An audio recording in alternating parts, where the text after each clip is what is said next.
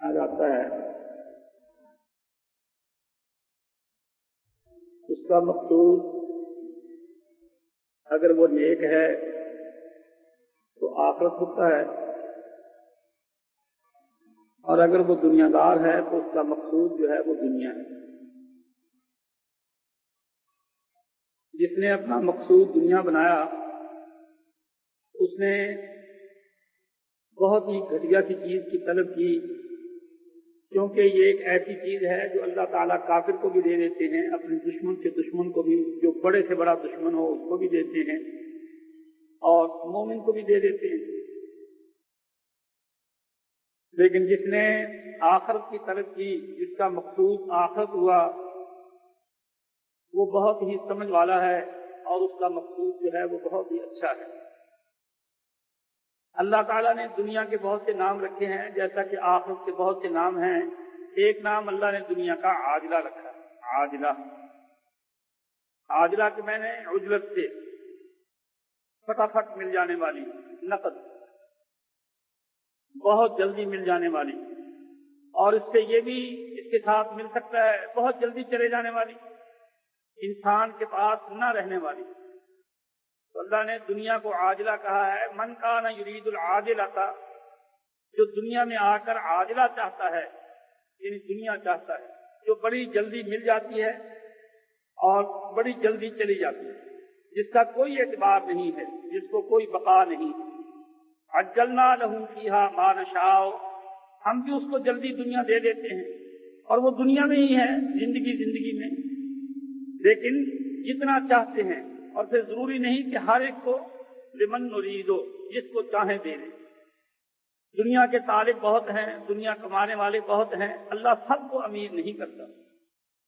ہر ایک ہی چاہتا ہے کہ میں امیر ہو جاؤں، لیکن اللہ جس کو چاہتا ہے امیر اسی کو ہی بناتا ہے، اور یہ کوئی کسی کی محنت پر، کسی کی تعلیم پر، کسی کی کوشش پر موقوف نہیں، یہ اللہ کی مرضی پر موقوف ہے، یہ اللہ کا امتحان ہے، اس کی حکمت ہے۔ فرمایا جس کو ہم چاہتے ہیں، جتنا چاہتے ہیں دے دیتے ہیں، چاہے کافر کو بالکل محروم رکھیں اور چاہے کافر کو بہت کچھ دے دیں، لیکن جو دنیا چاہتا ہے ہم اس کو دنیا میں ہی دے دیتے ہیں اگر ہم چاہیں۔ پھر آخر اس کا کیا ہے؟ دوزخ۔ یعنی اللہ نے دنیا میں ہی بتا دیا، پہلے ہی بتا دیا۔ ثم جعلنا لہ جہنم، جو دنیا میں آ کر مجھ سے دنیا مانگتا ہے ہم اس کو دنیا دے دیں، لیکن اس کو پھر آخرت میں ضرور جہنم ہی ملے گا۔ اسی لیے ہمیشہ آدمی کو یہ سوچنا چاہیے کہ میں اللہ سے جب کبھی مانگوں تو دنیا نہ مانگوں۔ دنیا تو اللہ کافر کو بھی دے دیتا ہے، اور کافر کو مانگتا ہے تو دیتا ہے، بغیر مانگے بھی دے دیتا ہے۔ اللہ سے جب مانگے آدمی تو آخرت مانگے، اپنی بھلائی، جس میں کہ اس کا بھلا ہو، اس کی آخرت اچھی ہو، کوشش انسان کو اس کی کرنی چاہیے، دعا آدمی کو اس کی کرنی چاہیے۔ یصلاھا مذموما مدحورا، دنیا میں تو وہ دنیا کے لیے بڑی کوشش کرتا ہے، لیکن فرمایا جب وہ جہنم میں جائے گا تو کس حالت میں جائے گا؟ مذموم ہوگا، ہر ایک اس کی مذمت کرے گا۔ مدحورا، دھتکارا ہوا، پھٹکارا ہوا، ہر ایک اس پر لعنتیں کرے گا، دوستیوں پر لعنتیں چاروں طرف سے ہوں گی۔ وہ خود اپنے نفس کو ملامت کرے گا، اپنے آپ کو برا بھلا کہے گا، کوسے گا۔ اس کے رشتہ دار، خدا کے فرشتے، خدا کی ساری مخلوق، سب کے سب اس کو لعنت کریں گے۔ اس حالت میں وہ دوزخ میں جائے گا۔ ومن اراد الآخرۃ، اور جو دنیا میں آ کر آخرت کا ارادہ کرتا ہے، اور آخرت کا ارادہ کرنا صرف ارادے سے تو کچھ نہیں بنتا۔ ویسے تو آپ دیکھ لیں ہر مسلمان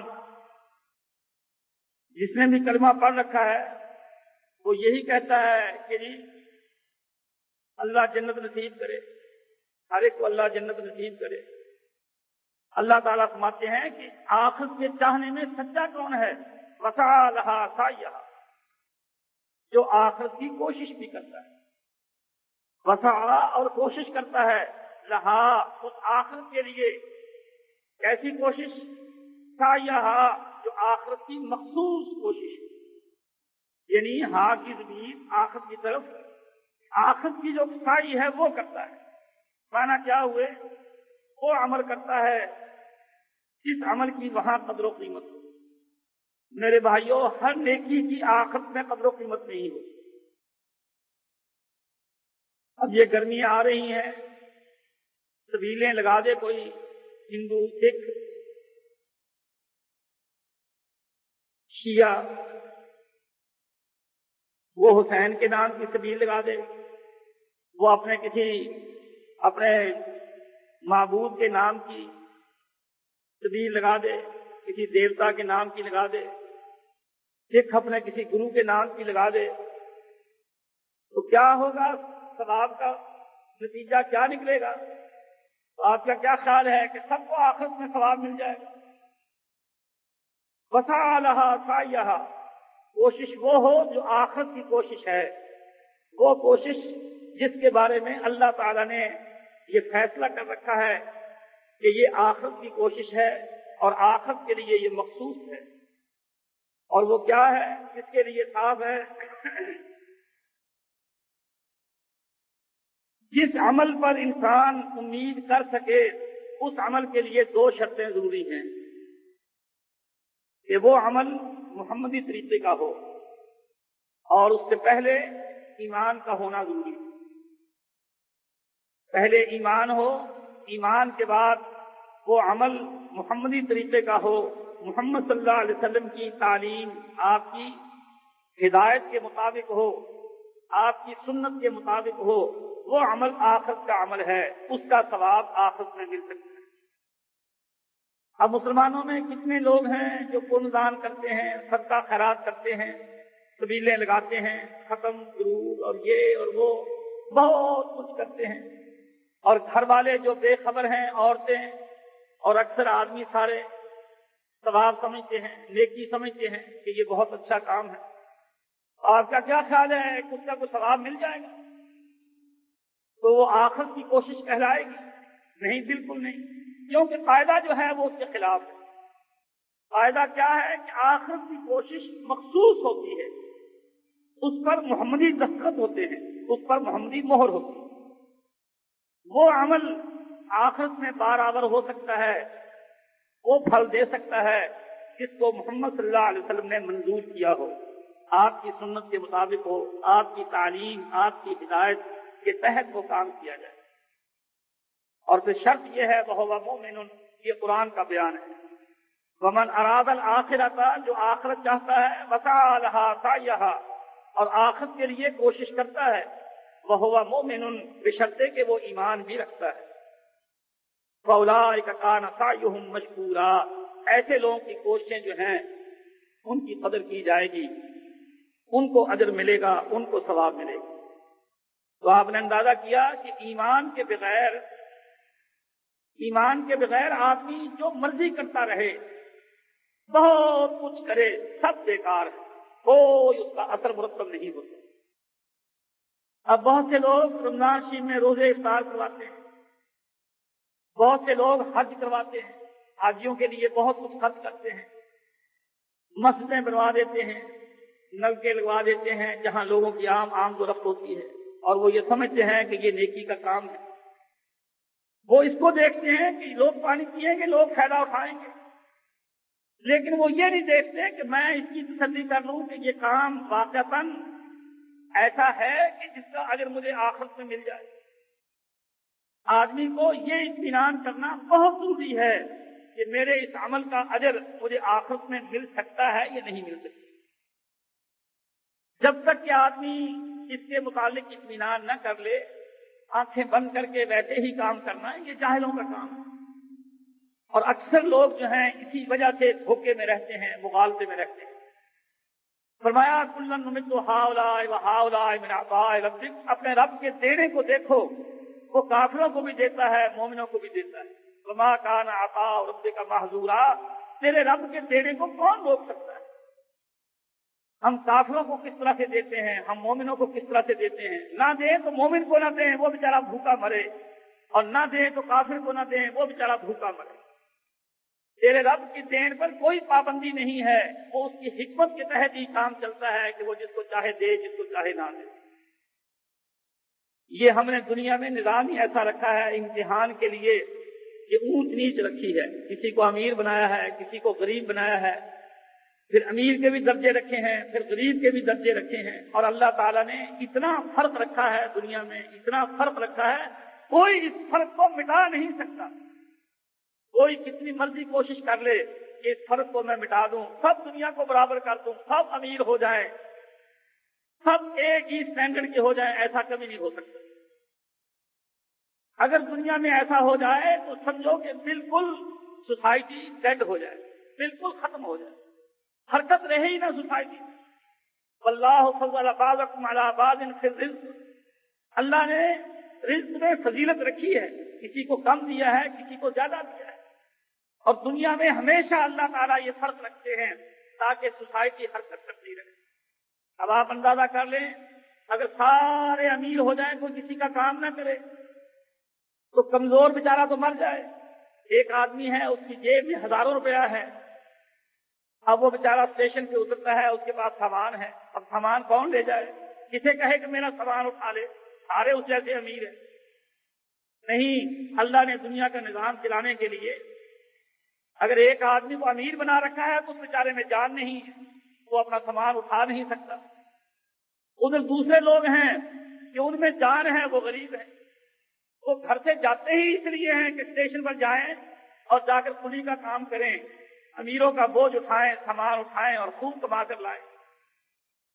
ان کو پیسے کی بھوک رکھ دی اور ان کو پیسے کی یعنی فراوانی، ان کے پاس، ان کو پیسہ زیادہ دے دیا، ان کو طاقت زیادہ دے دی، اب کام چل رہا ہے، وہ اپنا سامان جہاں چاہتے ہیں لے جاتے ہیں پلیوں کے ذریعے سے۔ اگر وہ بھی ویسے ہی امیر ہوتے، وہ ان کے سامان کو کیوں ہاتھ لگاتے؟ کوئی سامان کو ہاتھ ہی نہ لگاتا، کوئی کام ہی نہ چلتا۔ یہ دنیا کا نظام چلانے کے لیے اللہ تعالیٰ پاتے ہیں کہ تو دیکھ تو صحیح، انظر کیف فضلنا بعضهم علی بعض، کہ ہم نے دنیا میں ایک کو دوسرے پر فضیلت کیسے دی ہے، اور اس میں امتحان ہے، اس میں لوگوں کی آزمائش ہے۔ لیکن آخرت، اس لیے اس فرق کو دیکھ کر تم دنیا میں دل نہ توڑو۔ یہ معمولی سا فرق جو ہم نے رکھا ہے دنیا میں، یہ آزمائش کے لیے ہے۔ اصل فرق جو ہے جہاں پچھتاوا ہوگا وہ آخرت کا ہوگا۔ وَلَلْآخِرَةُ أَكْبَرُ دَرَجَاتٍ وَأَكْبَرُ تَفْضِيلًا، آخرت میں فرق ہوگا درجوں کا اور فضیلت کا۔ آخرت میں جو غریب ہوا، آخرت میں جو بیچارہ محروم ہوا، وہ گیا، وہ برباد ہو گیا۔ اور دنیا میں جو غریب ہوا تو کوئی بات نہیں ہے، وہ کما سکتا ہے۔ ہم نے ادھر امیر رکھے ہیں اور ان کو کمزور کر رکھا ہے، وہ کوئی چیز نہیں اٹھا سکتے، وہ اپنا کام خود نہیں کر سکتے، ان کو نوکروں کی ضرورت ہے، اس لیے کام چل جاتا ہے، لیکن وہاں کام بالکل نہیں چلے گا۔ اس لیے رسول اللہ صلی اللہ علیہ وسلم نے فرمایا کہ لوگوں دنیا میں ہی اپنا لین دین ٹھیک کر لو، جس کسی نے کسی کا کچھ دینا ہے دنیا میں ہی لے دے لو۔ اگر تم چاہو کہ وہاں جا کر اپنا بوجھ اتار دو تو کوئی بوجھ نہیں اترے گا۔ اب آپ نے کسی کے پیسے دینے ہیں، اگر دنیا میں نہ دیے تو وہاں جا کر کیسے دیں گے پیسے؟ نہ آپ کے پاس ہوں گے، اور اگر آپ کے پاس ہوں تو دوسرا لے گا نہیں، وہ کیا کرے گا؟ وہاں کوئی بازار لگے گا، وہاں کوئی اس کے کام آئیں گے۔ اگر آپ کہیں بھی کہ بھئی یہ لے پیسے، تیرے پیسے اتنے میری طرف تھے، یا میں نے تجھے مارا تھا، تجھے کوئی تکلیف پہنچائی تھی، مجھے معاف کر دے، اتنی رقم لے لے، وہ کہے گا میں کیا کروں ان کو، یہ بیکار ہے، اب اس کا وقت نہیں رہا۔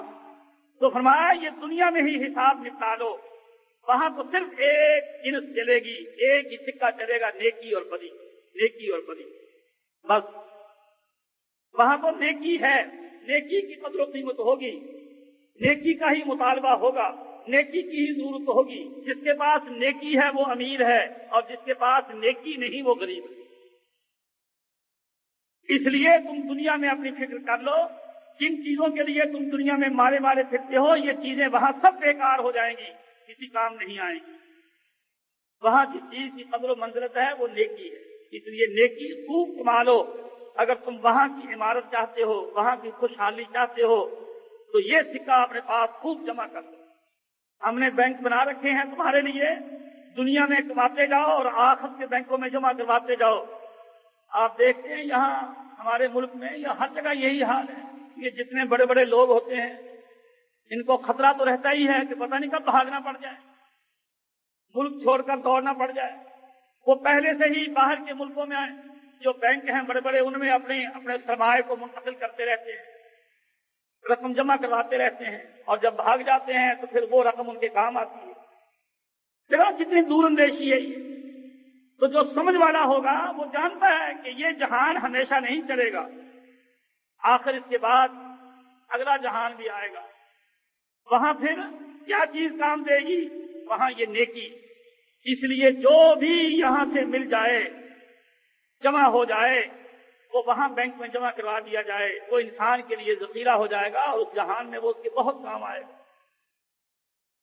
اس کے لیے اللہ کے رسول فرمایا کرتے تھے نا کہ کوئی چیز گھر میں ہو تو جانور ذبح کیا, گوشت سارے کا سارا تقسیم کر دیا, یہ سارا ہی دے دیا, ہم نے رکھا ہی نہیں کچھ بھی.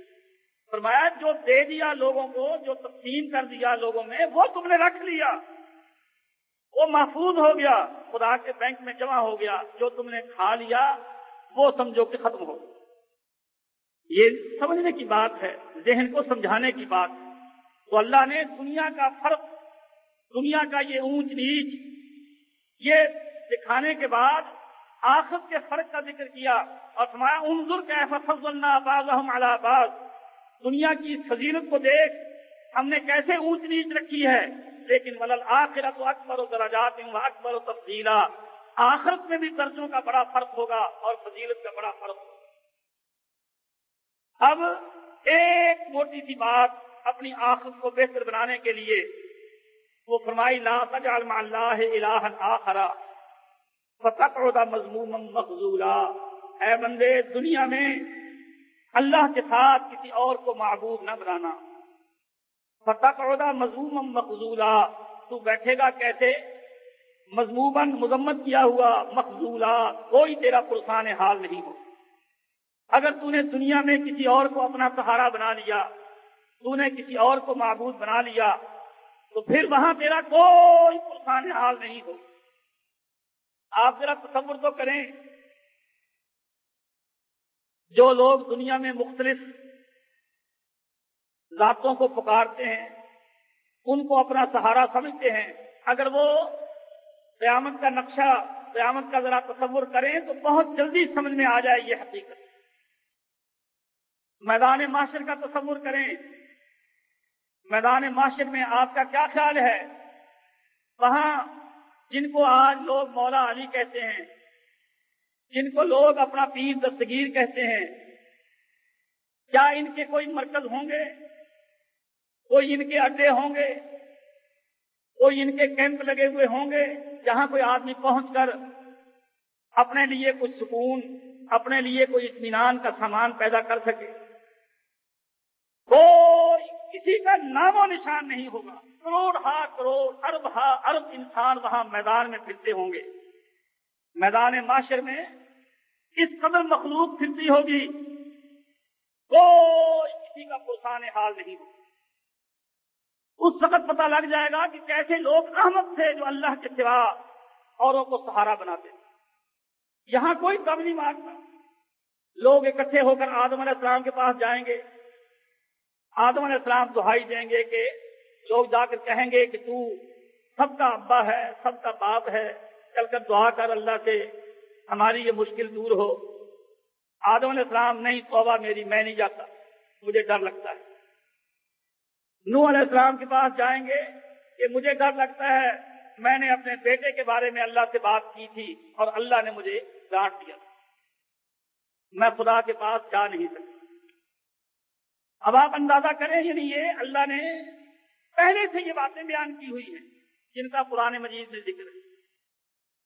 اب دیکھو نا, نوح علیہ السلام کے بیٹے کا معاملہ بڑا سادہ سا ہے اور آپ نے سنا ہوگا, 20 دفعہ سنا ہوگا. وَأُوحِيَ إِلَىٰ نُوحٍ أَنَّهُ لَن يُؤْمِنَ مِن قَوْمِكَ إِلَّا مَن قَدْ آمَنَ فَلَا تَبْتَئِسْ بِمَا كَانُوا يَعْمَلُونَ. نوح علیہ السلام نے 950 سال اپنی قوم کو واعظ کیا. اللہ نے نوح علیہ السلام کی طرف وحی کی کہ اے نوح, اب جو ایمان لانے تھے لا چکے, اب تیری قوم میں سے کوئی ایمان نہیں لائے گا. بس ختم. وَأُوحِيَ إِلَىٰ نُوحٍ، نوح علیہ السلام کی طرف وحی کی گئی، ان کو یہ بات بتائی گئی کہ اب تیری قوم میں سے کوئی آدمی ایمان نہیں لائے گا، اب ہم اپنی کارروائی کرنے والے ہیں. فلا تبتئس، تو بھی غم نہ کر، جو وہ کرتے رہے ہیں اور جو اب ہم کریں گے اب تو فکر نہ کر، دیکھ اب ہوتا کیا ہے. چنانچہ تو کشتی بنا لے، وَاصْنَعِ الْفُلْكَ بِأَعْيُنِنَا وَوَحْيِنَا، ہماری نگرانی میں ہماری آنکھوں کے سامنے کشتی تیار کر جیسے ہم تجھے بتاتے جائیں، اور جب ہمارا عذاب آئے، طوفان اٹھے، چپکے سے اپنے ساتھیوں کو لے کر کشتی میں بیٹھ جائے. اب نوح علیہ السلام تو پیغمبر تھے، ان کو تو پتا تھا کہ خدا کا عذاب آنے والا ہے اور خدا نے میری طرف وحی کر دی ہے. خشک علاقے میں جہاں کہیں سمندر کا نشان نہیں ہے وہ بہت بڑا جہاز بنا رہے ہیں، بہت بڑا جہاز بنا رہے ہیں. اور جہاز کا آپ اندازہ کر لیں کتنا بڑا جہاز ہوگا، جس میں اللہ نے فرمایا کہ وَمِن كُلٍّ زَوْجَيْنِ اثْنَيْنِ، جتنے جانور ہیں ان کا جوڑا جوڑا سوار کر دے، جو ان کی نسل کو باقی رکھنا ہے، نر اور مادہ، تاکہ نسل ان کی آگے بڑھے. اور پھر اپنے گھر والوں کو وَأَهْلَكَ إِلَّا مَنْ سَبَقَ عَلَيْهِ الْقَوْلُ، اپنے گھر والوں کو جو مسلمان ہو چکے ہیں ان کو بھی سوار کر لے. وَمَنْ آمَنَ، اور جو تیری قوم میں سے تجھ پر ایمان لائے ہیں ان کو بھی سوار کر لے. اور وَمَا آمَنَ مَعَهُ إِلَّا قَلِيلٌ، ایمان کتنے لائے تھے؟ لائے تھوڑے سے تھے، لیکن کتنا بڑا جہاز ہوگا. اچھا، اور یہ کام کب ہوگا؟ نوح علیہ السلام نے کشتی بنائی خشک علاقے میں جہاں کہیں دور و نزدیک سمندر کا نام و نشان نہیں. کشتی بنائی، لوگ جو تھے نوح علیہ السلام کو ایک تو نبی کو ویسی پاگل بتاتے تھے، اور جب وہ کشتی بنانے لگے تو کہنے لگے کہ دیکھو اس بڈھے کا دماغ کیسا خراب ہو گیا ہے. تو نوح علیہ السلام کہتے کہ ان تسخروا منا، ارے بدبختو اگر تم مجھے مذاق کرتے ہو یا میرے ساتھیوں کو تم مذاق کرتے ہو، فإنا نسخر منکم کما تسخرون، انتظار کرو ہم بھی تم سے ایسے ہی مذاق کریں گے جیسے تم ہم سے مذاق کرتے ہو. میں تو خدا کے حکم سے کشتی بنا رہا ہوں اور تم مجھے پاگل اور بیوقوف سمجھتے ہو. اور انہیں یقین ہی نہیں آ رہا تھا کہ یعنی یہ بات جو نوح علیہ السلام کو معلوم ہے یہ ہو کر بھی رہے گی. چنانچہ کشتی بنا لی اور نوح علیہ السلام کو اللہ تعالیٰ نے نشانی بھی بتا دی کہ اے نوح اذا جاء امرنا وفارت التنور، جب یہ تمہارے گھر میں جہاں روٹیاں لگتی ہیں تنور میں پانی ابل پڑے، اب تنور میں سے پانی ابلے، یعنی کسی اور جگہ پانی جہاں کے کنواں ہو یا کوئی اور ہو سیند وغیرہ وہاں نہیں، جہاں تم روٹیاں لگاتے ہو وفارت تنور، تنور جہاں جب ابل پڑے اس میں سے پانی ابل پڑے تو فٹافٹ سارے کشتی میں چڑھ جاؤ اور جانوروں کو بھی تیار رکھو، ان کو بھی سوار کر لو اور خود بھی بیٹھ جاؤ، بس پھر ہم جانے اور ہمارا کام جانے، اپنے آرام سے بیٹھ جاؤ. چڑھ گئے. اب بیٹا بھی وہیں پھر رہا تھا. نوح علیہ السلام کو تو پتا تھا کہ ہونے والا کیا ہے کیونکہ اللہ نے بتا دیا تھا، لیکن بیٹا بیوقوف، اس کو پتا نہیں تھا. وَكَانَ فِي مَعْزَلٍ، وہ علیحدہ تھا، کشتی میں سوار نہیں ہوا تھا. انہوں نے کہا یا بنی ارکب معنا، اے بیٹا تو بھی آ جا، آ کر ہمارے ساتھ سوار ہو جا کشتی میں. تو اس نے کہا یا انہوں نے بیٹے نے کہا سآوی الی جبل یعصمنی من الماء، اول تو مجھے یقین نہیں کہ جو آپ باتیں کہتے ہیں یہ صحیح ہوں، لیکن چلو اگر پانی آ بھی گیا میں کسی پہاڑ پر چڑھ جاؤں گا، تو میں آپ کے ساتھ نہیں چڑھتا. اس کو اچھا نہیں لگتا تھا، وہ دیندار، وہ دین کی باتیں کرنے والا، وہ توحید کی دعوت دینے والا، اس کو بعد کی باتیں اچھی نہیں لگتی تھی. اللہ نے پہلے یہ بات کہہ دی نوح علیہ السلام سے کہ اس میں داخل کر لے جتنے جانور ہیں جوڑا جوڑا ان کا اور اپنے گھر والوں کا، الا من سبق علیہ القول، مگر جس کے بارے میں یہ فیصلہ ہو چکا ہے کہ وہ ایمان نہیں لایا اور اس نے ڈوبنا ہی ہے، وہ نہیں، کافر کو نہیں چڑھانا. سیدھی بات تھی کہ کافر کو نہیں چڑھانا، اس سرشٹی میں کسی کافر کو نہیں چڑھانا. بیوی کافرہ تھی اس کو نہیں چڑھایا، بیٹا کافر تھا اس کو نہیں چڑھایا. انہم مغرقون، سارے کے سارے ڈر جائیں گے، ڈوب جائیں گے، بچ تو سکتا ہی نہیں ہے. اور پھر اللہ نے یہ بات بھی کہہ دی کہ اے نوح دیکھ، ٹھیک ہے تو باپ ہے، تو خامد ہے، تیری بیوی بھی ہے اور تیرا بیٹا بھی ہے، ولا تخاطبنی فی الذین ظلموا، کسی مشرک کے بارے میں مجھ سے بات نہ کر. اب ہم ایکشن کر رہے ہیں جیسے فوج ایکشن کرتی ہے اور اس وقت بہت سیر ہوتی ہے، بہت تیز تند اللہ نے نوح علیہ السلام کو پہلے سے وارننگ دے دی کہ وَلَا تُخَاطِبْنِي فِي الَّذِينَ ظَلَمُوا، ظالموں کے بارے میں مجھ سے بات نہ کرنا، اِنَّهُمْ مُغْرَقُونَ، یہ سب غرق ہوں۔ دیکھو اللہ کا رویہ، اللہ کا معاملہ، کہ جب ایکشن کرنا ہے تو کس طرح سے اللہ نے ان کو بات بتائی ہے کہ وَلَا تُخَاطِبْنِي فِي الَّذِينَ ظَلَمُوا، ظالموں کے بارے میں مجھ سے بات نہ کرنا، یہ سب غرق ہوں گے۔ لیکن نوح علیہ السلام نہ ہی رہ سکے، پہلے تو بیٹے سے کہا یا بنی ارکب معنا، اے بیٹا آ کشتی پر سوار ہو جا، لیکن اتنے میں وہ باتیں بیٹے کو بلا ہی رہے ہیں کہ وحال بینہم الموج، پانی کا ریلا آیا اور بیٹے کو بہا دیا۔ اور موج بھی ایسی، اللہ نے قرآن میں بیان کیا کہ موجیں بھی ایسی کل جبال، جیسے پہاڑ ہوتے ہیں، لہریں بھی اتنی بڑی اٹھے ہیں جیسا کہ پہاڑ ہوتے ہیں۔ بیٹے کو جدا کر دیا، اب باپ تھا، بیٹا آنکھوں کے سامنے ڈوبنے لگا تو فوراً کہنے لگے رب ان ابنی من اہلی، یا اللہ میرا بیٹا تھا گیا، یہ تو پانی منہ میں پڑ گیا، پانی نے بہا لیا، یہ ڈوبنے لگا ہے، رب ان ابنی من اہلی، یا اللہ یہ میرا بیٹا، میری اولاد، وَإِنَّ وَعْدَكَ الْحَقُّ، وعدے تو تیرے سچے ہیں کہ تو نے کہا تھا کہ یہ سب ڈوبیں گے، اور یہ بھی تیرا کہنا تھا کہ مجھ سے بات نہ کرنا، لیکن انت احکم الحاکمین، اللہ فیصلے تو تو نے ہی کرنے ہیں، تیرے اوپر تو کوئی عدالت ہے نہیں کہ کوئی تجھ سے پوچھ لے کہ تو اپنے فیصلے کے خلاف کیوں بول رہا ہے، تو نے اپنے فیصلے کو کیوں بدل دیا، وانت احکم الحاکمین، تو ہی سب سے بڑا حاکم ہے، تو جو چاہے کر دے، تجھے کون پوچھنے والا ہے۔ یہ نوح علیہ السلام نے دعا کر لی۔ دیکھ لو اللہ نے قرآن میں اب نوح علیہ السلام جیسا پیغمبر جس نے 950 سال بات کیا ہو، اللہ نے کہا فلا تسألنی ما لیس لک بہ علم، اے نوح جس بات کا تجھے پتا نہیں مجھ سے اس کا سوال نہ کر، انی اعظک ان تکون من الجاہلین، میں تجھے منع کرتا ہوں جاہل نہ بن۔ اندازہ کریں یہ قرآن کے لفظ ہیں، انی اعظک ان تکون من الجاہلین، میں تجھے منع کرتا ہوں تو جاہل نہ بن۔ نوح علیہ السلام کو فکر تو تھا، غم تو تھا بیٹے کا، بیٹا تو گیا پہاڑ میں، بیٹا تو بھول گیا، فوراً کہنے لگے اپنے رب سے، اپنے لیے معافی مانگنے لگے، اللہ تغفر لی وترحمنی اکن من الخاسرین، یا اللہ انی اعوذ بک ان اسألک ما لیس لی بہ علم، یا اللہ میں تجھ سے پناہ مانگتا ہوں کہ تجھ سے ایسی بات کا سوال کروں جس کا مجھے پتا نہیں، میں بڑی غلطی کر بیٹھا، اگر تو نے مجھے بخش نہ دیا اور تو نے مجھ پر رحم نہ کیا، میرا تو ٹھکانا ہی کوئی نہیں۔ بیٹا تو گیا، اپنے بارے میں بخشش مانگنے لگے، اپنے بارے میں معافی مانگنے لگے، یا اللہ تو مجھے معاف کر دے۔ اور اللہ نے بھی کیا وارننگ دی، انی اعظک ان تکون من الجاہلین، جاہل نہ بن، میں تجھے منع کرتا ہوں کہ تو جاہلوں میں سے بنے۔ اب جاہلوں میں سے بننے کی بات کیا، نبوت بھی جائے گی، نبوت بھی جائے گی اور نجات بھی ختم، مغفرت بھی ختم، خطرے کا معاملہ ہو جائے گا۔ نوح علیہ السلام جانچ گئے، فوراً پہلے تو خدا سے پناہ مانگی کہ اللہ میں جو سوال کرتا تھا میں اس سے پناہ مانگتا ہوں، آئندہ سوال کبھی نہیں کروں گا، اور پھر کہا اِن لم تغفر لی وترحمنی، اگر تو نے مجھے نہ بخش دیا اور مجھ پر رحم نہ کیا، کن من الخاسرین، میرا تو کوئی ٹھکانہ نہیں ہوگا، میں تو خسارے والوں میں سے ہو جاؤں گا۔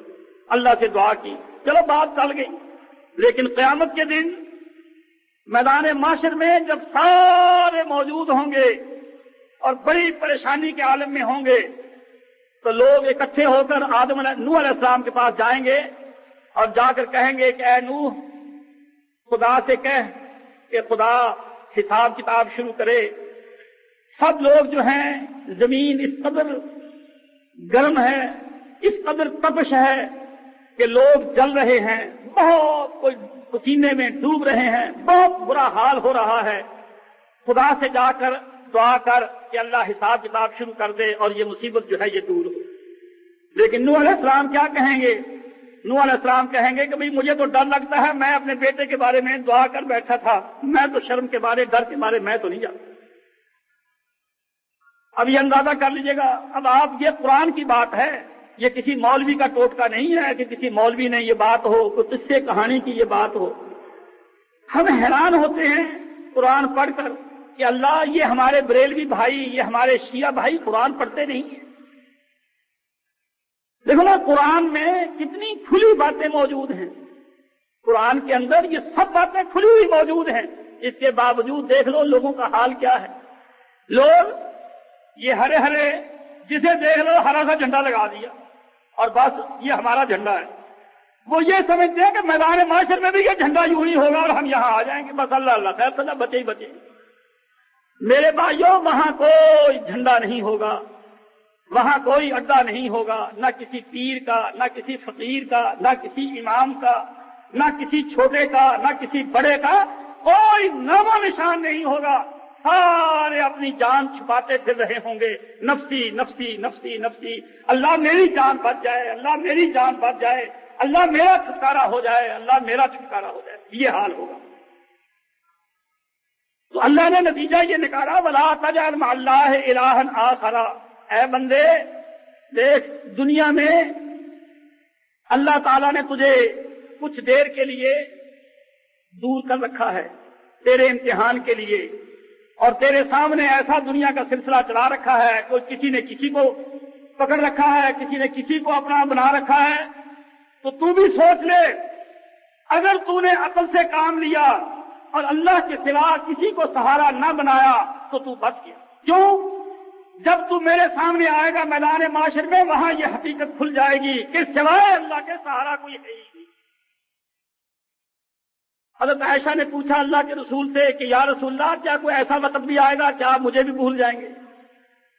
اب اللہ کے رسول سے بڑا تو کوئی نہیں نہ ہو سکتا، اور پھر حضرت عائشہ سے پیاری کون سی چیز اللہ کے رسول کو ہو سکتی ہے؟ ویسے بھی قدرتی بات ہے کہ آدمی کو بیوی کا خیال سب سے زیادہ ہوتا ہے۔ حضرت عائشہ نے پوچھا کہ یا رسول اللہ، کوئی وقت ایسا بھی آئے گا کہ آپ مجھے بھی بھول جائیں؟ آپ نے فرمایا کہ عائشہ ہاں، جب اعمال تلیں گے، جب پل صراط کا وقت آئے گا، اس وقت تو بھی مجھے یاد نہیں رہے گی۔ یعنی وہ وقت ہی ایسا ہے۔ یہ تو جاہلوں کی باتیں ہیں کہ فلاں کو پکڑ لیں گے، فلاں کو پکڑ لیں گے، فلاں چھڑا لے گا، فلاں یوں کر دے گا، فلاں یوں کر دے گا۔ اللہ نے فرمایا اللہ کے ساتھ کسی اور کو معبود نہ بنا، فقط ہوگا مذموم مخذولا۔ تو وہاں کیسے بیٹھا ہوا ہوگا میدان معاشر میں؟ جیسے ملاح اپنا بیڑا ڈبو کر بیٹھا ہوتا ہے کہ جی میرا تو سب کچھ ہی ڈوب گیا، سب کچھ ہی غرق ہو گیا، میرا تو سہارا ہی کوئی نہیں۔ اندازہ کرے خدا کیسی روکھی روکھی باتیں کرے گا۔ جس کسی نے دنیا میں کبھی کوئی عمل کسی اور کے لیے کیا ہے، اب آپ کسی کی مزدوری کرتے ہیں، جا کر پیسے لے لیں اس سے، کسی کی مزدوری کرتے ہیں اس سے جا کر پیسے لے لیں۔ اگر آپ نے دنیا میں کوئی عمل کسی پیر، کسی فقیر، کسی ولی، کسی نبی، کسی کو راضی کرنے کے لیے کیا ہے، خدا کہے گا جا کر اس سے لے۔ خدا کا جواب یہ ہو۔ اب یہ 11ویں والے جتنے دوست ہیں، 11ویں والے جتنے ہیں، یہ سب کے ساتھ پہنچیں گے۔ خدا سب سے کہے گا جاؤ پیر دستگیر، اس کو تلاش کرو اور جا کر اس سے اپنا جو لینا ہے اس سے لے لو۔ اور وہ کیا کہیں گے؟ ہائے اللہ میری جان بچ جائے، ہائے نفسی نفسی، وہ نفسی نفسی کریں گے اور یہ اب کہاں جائے؟ خدا کہے گا اے بندے، یہ عمل تو نے میرے لیے نہیں کیا، جس کے لیے تو نے کیا ہے جا کر اس سے لے لو۔ اور اس سے پہلے خدا یہ نقشہ بنائے گا، 7 زمینیں اور 7 آسمان، 7 زمینیں اور 7 آسمان، خدا ان سب کو لپیٹ دے گا۔ اس طرح سے جیسے کوئی آدمی بستر لپیٹ دیتا ہے، جیسے کوئی آدمی کاغذ لپیٹ دیتا ہے۔ پہلے زمانے میں کاغذوں کے رکھنے کا عام طور پر طریقہ یہ ہوتا تھا، کاغذ کو لپیٹا، ایک پائپ سا بنا لیا، اس میں بارش سے بھی بچاؤ اور فولڈ بھی نہیں، تہ بھی نہیں خراب ہوتی تھی، اس کے اندر ڈال دیا۔ اس طرح سے خدا زمین آسمان سب کو لپیٹے گا، اور لپیٹ کر اپنی انگلی پر ساری کائنات کو ہے۔ این الجبارون، وہ پرور سرکش بادشاہ کہاں ہیں؟ دعوے کرنے والے کہ میں ایسا میں ایسا میں ایسا کوئی ہے؟ بادشاہ کہاں ہیں؟ اور بڑے بڑے دعوے کرنے والے کوئی ہے جو کچھ کر سکے؟ کوئی جواب دینے والا نہیں ہوگا، کوئی دم مارنے والا نہیں ہوگا۔ اور پھر جب خدا کے سامنے جائیں گے، خدا کہیں گے اے بندے جس کے لیے عمل کرتا تھا، بلکہ اسی لیے عمل جو ہے بڑے اخلاص کے ساتھ کرنا چاہیے۔ آپ نے فرمایا نماز پڑھتے وقت اگر یہ خیال آ جائے کہ آدمی نماز لمبی لمبی پڑھے، فرسٹ کلاس کر کے پڑھے، تاکہ لوگ یہ کہیں جی بڑی اعلیٰ نماز پڑھتا ہے جی، تو بڑا اچھا نمازی ہے، سب کا خیرات کرے کہ جی میرے نام کا اس مدرسے پر پتھر لگا دو، یہ حال میں بنا کر دے رہا ہوں، میرے نام کا پتھر لگا دو، یہ ہسپتال میں نے بنوایا ہے، اتنے بیڈ کا ہسپتال میں بنوا رہا ہوں، میرے نام کا یہ ہسپتال ہے، اس پر میرا نام لکھ دو۔ قیامت کے دن جب بندہ اللہ کے پاس جائے گا، خدا کہے گا جن کے لیے تو نے بنایا تھا ان سے جا کر بدلا لینا، میرا کیا کام؟ میرے پاس تو وہ آئے جس نے کام اس لیے کیا تھا کہ وہ راضی ہو۔ اس لیے ہر عمل میں اخلاص شو نہیں ہونی چاہیے۔ نماز پڑھے، سیدھی سادھی نماز پڑھے، ریاکاری نہ ہو، کوئی نیکی کرے جھنڈا نہ گاڑے کہ دنیا کو پتہ لگ جائے کہ دیکھو میں نے کیا کیا ہے۔ اور آج کل تو معمولی سا کام ہٹ سے اخبار میں، تھوڑی تھوڑی کاروائی اخبار میں، تاکہ دنیا میں پتہ لگے اور میرا نام مشہور ہو، کل کو میں الیکشن میں کھڑا ہوں تو پھر مجھے سارا جہان جانتا ہو، میری دور بن جائے۔ یہ دنیا کی کمائی تو ہو سکتی ہے، لیکن اس کا نتیجہ کیا ہوگا کہ جب بندہ خدا کے پاس جائے گا، خدا کہے گا جا جن کے لیے تو نے کام کیا تھا ان سے جا کر بدلا لے، میرے پاس تیرے لیے کچھ نہیں۔ اس لیے عمل وہی مفید ہو سکتا ہے، ایک تو وہ خالص اللہ کے لیے، ذرا اس میں کسی کا حصہ نہ ہو، اور دوسرے سنت کے مطابق ہو، اس پر محمدی مہر لگ جائے۔ اگر اس پر محمدی مہر نہیں ہے تو پھر اس عمل پر کچھ نہیں ملے گا۔ میرے بھائیوں، یہ ہے اللہ کے رسول کی قدر، اللہ کے رسول کی عزت۔ اللہ کے رسول کی عزت یہ نہیں کہ محمد کا نام آیا صلی اللہ علیہ وسلم، آپ نے اپنے انگوٹھے چوم لیے اور ہم کہیں یہ بدعت ہے، دیکھو جی کیسے مصاف، نبی کا نام آئے تو ان کو ذرا خیال نہیں ہوتا، ہم احترام کرتے ہیں، انگوٹھے چومتے ہیں، ان کو تکلیف ہوتی ہے۔ یہ نبی کی عزت نہیں ہے۔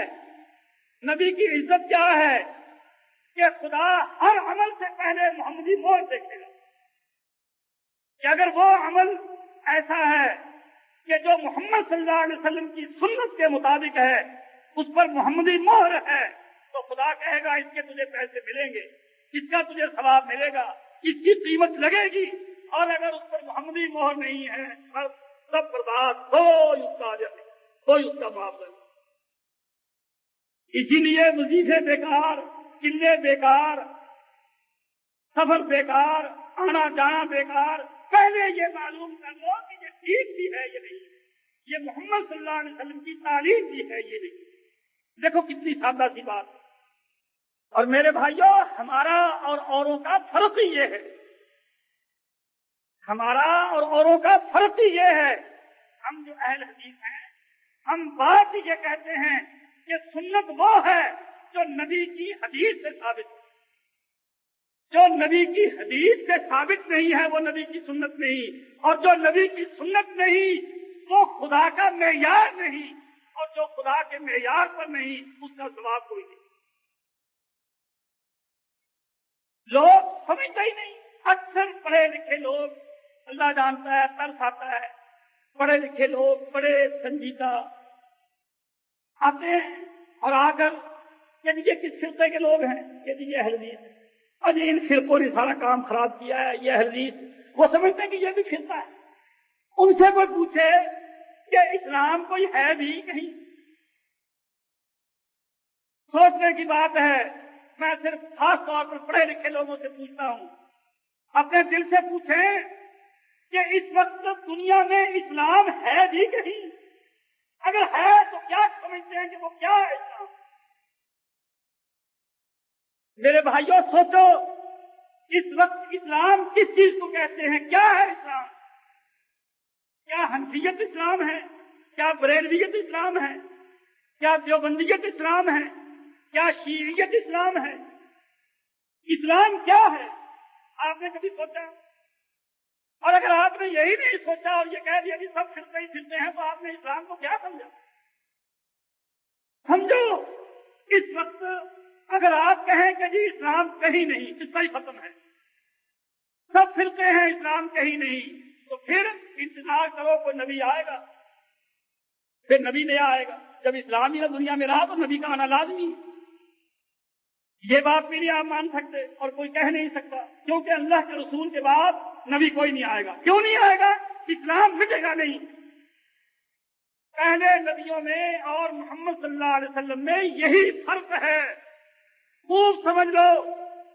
پہلے نبیوں میں اور محمد صلی اللہ علیہ وسلم میں یہی فرق ہے کہ پہلے نبیوں کے بعد ان کی تعلیم مٹ گئی، اسلام مٹ گیا، لیکن محمد صلی اللہ علیہ وسلم کے بعد اسلام مٹے گا، اس لیے نبی نہیں آئے گا۔ کیا وجہ کہ ہر نبی کے بعد نبی آیا اور محمد کے بعد نبی کیوں نہیں آئے گا؟ ہر نبی کے بعد نبی آیا، موسیٰ علیہ السلام کے بعد نبی آیا، عیسیٰ علیہ السلام کے بعد نبی آیا، خدا نبی کے بعد نبی آیا، ہر نبی کے بعد نبی آیا۔ کیا وجہ کہ محمد کے بعد کوئی نبی کیوں نہ؟ کبھی آپ نے غور کیا؟ اگر آپ کو اس سوال کا جواب آ جائے تو آپ کا ذہن کھل جائے، آپ کا ذہن صاف ہو جائے۔ میرے بھائیوں، صرف اس وجہ سے کہ پہلے نبیوں کے بعد ہوتا یہ رہا ہے، اسلام مٹ گیا، ان کی شریعتیں مٹ گئیں، نئے نبی کی ضرورت ہوتی تھی جو اسلام کا احیاء کرے، اسلام کو تازہ کرے، جو اسلام مٹ چکا تھا اس کو رینیو کرے۔ لیکن محمد صلی اللہ علیہ وسلم کو اللہ نے یہ خاصہ دیا ہے کہ اے محمد، قرآن میں حدیث میں آتا ہے، آپ نے فرمایا لا تزال طائفۃ من امتی، میری امت میں سے ایک جماعت ضرور ایسی رہے گی جو حق پر ہوگی اور حق کی دعوت دیتی رہے گی اور لوگ ان سے لڑتے رہیں گے، اللہ ان کا ساتھ دیتا رہے گا، وہ جہاں بھی ڈٹ جائیں گے اللہ ان کی مدد کرے گا اور وہ جہاں بھی مقابلہ کریں گے اللہ ان کو غالب کرے گا۔ کیوں؟ نبی کوئی نہیں آنا، وہ جماعت ضرور ایسی ہوگی۔ اسی لیے ہم کہتے ہیں کہ سچی جماعت کی نشانی کیا ہے؟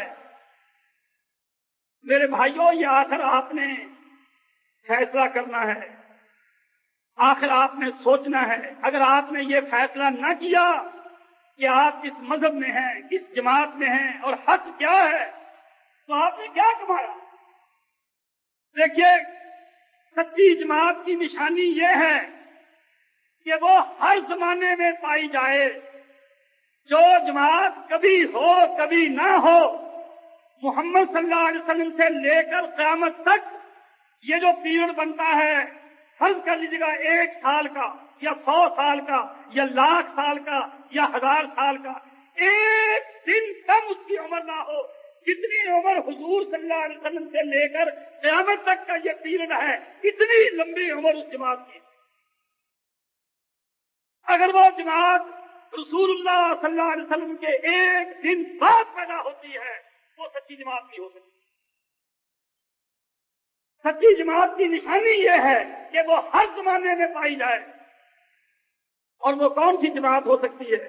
وہ وہی جماعت ہے جو اللہ اور اس کے رسول کی تعلیم کی داعی ہو، اللہ اور اس کے رسول کی ماننے والی ہو، قرآن اور حدیث کی دعوت دینے والی ہو، اور کسی تیسرے کو اسلام میں داخل نہ کرے، پڑھے ہر ایک سے، دین کو سمجھے ہر ایک سے، لیکن مطاع پیروی کے لائق صرف محمد صلی اللہ علیہ وسلم کو۔ وہ اصل جماعت ہے، وہ فرقہ نہیں جس کو آپ سمجھیں کہ جی سارے گمراہ ہو گئے اور یہ بھی گمراہ۔